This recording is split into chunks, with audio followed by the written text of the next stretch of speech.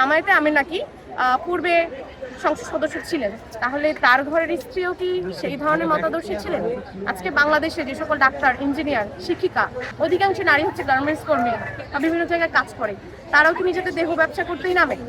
আমরা গতকাল দেখেছি যে জামায়াতে আমির তার টুইটারে এমন একটি নিন্দজনীয় বক্তব্য করেছে যেটা আসলে মুখে আনাটাও আমার কাছে লজ্জাকর নারী হিসেবে।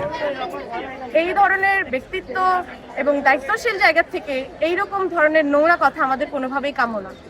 আজকে আপনারা সবসময় নারীর অধিকারের আপনারা তো নারীর অধিকারের কথা বলেন না, আপনারা বলেন যে নারীর বারবার সম্মানের কথা, নারীর ঘরে থাকার কথা, নারীদেরকে আপনারা ট্রফি বানিয়ে রেখেছেন।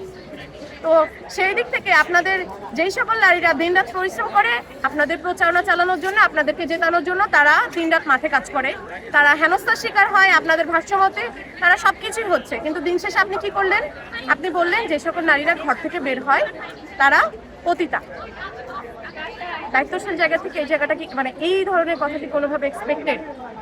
তারপর আপনি দেখেন যে তারা বলছে যে নারীর ক্ষমতায়ন তারা চায় না, ইসলামে নারীকে নেতৃত্ব হারাম করা হয়েছে, অর্থাৎ নারী যাতে প্রধান জায়গাতে না থাকে। কিন্তু তার মানে এই না যে নারীরা বাকি জায়গাগুলোতে থাকবে না।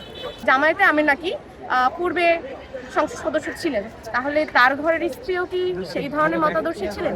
আজকে বাংলাদেশে যে সকল ডাক্তার, ইঞ্জিনিয়ার, শিক্ষিকা, অধিকাংশ নারী হচ্ছে গার্মেন্টস কর্মী বা বিভিন্ন জায়গায় কাজ করে, তারাও কি নিজেদের দেহ ব্যবসা করতেই নামে? এই জিনিসগুলোর আসলে অবশ্যই ক্ষমা চাইতে হবে প্রকাশ্যে এসে। এই ধরনের নিন্দনীয় বক্তব্যের প্রতিবাদ জানিয়ে রাখলাম।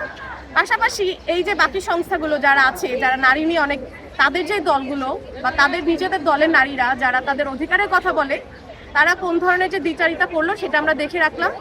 ইনশাআল্লাহ নারীরাই 12 তারিখ ব্যালটের মাধ্যমে এই জবাবগুলো দিই।